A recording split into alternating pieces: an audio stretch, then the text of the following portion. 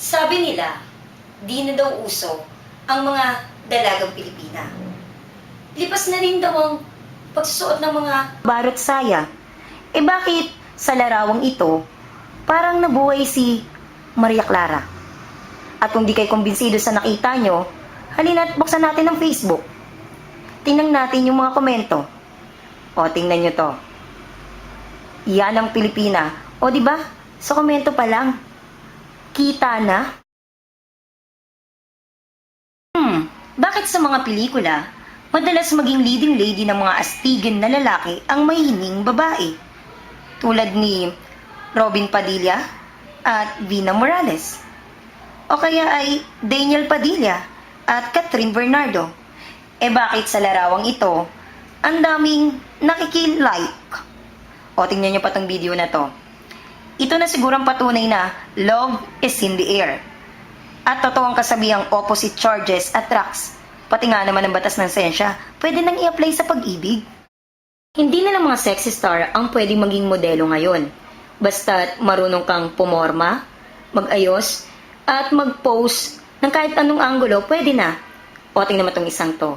Sa tabi pa ng dinosaur, nakuwang magpa-video. Yan ang sexy lady. Marami sa atin ang gustong maging superhero. Nandiyan si Batman, Superman, at maging si Dora na hindi naman hero, gusto na rin ng mga bata.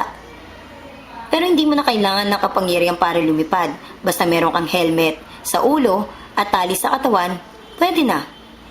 O di kaya tumulay sa ibabaw ng tubig habang kumakanta ng la la la la la la la la la.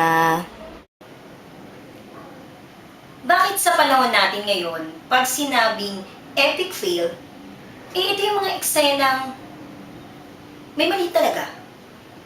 O pumalya kaya nasabing failed? O, tingnan nyo tong video na to. Kung titingnan, sabay-sabay pa sila sa pagsayaw. Pero mamaya, tingnan nyo yung gagawin ng isa. O, di ba? Siya lang ata ang nagsolo, imbis sa harap ang pagtawa, patalikod siya. Iba yung step niya.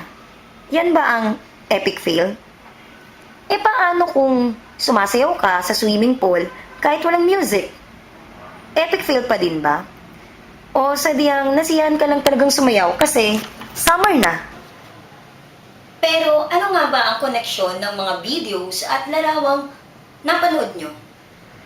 At ano bang meron sa petsa na April 27? Bakit kailangan pa gawin itong mga pakulong to? Kung pwede namang matulog ako. Kiki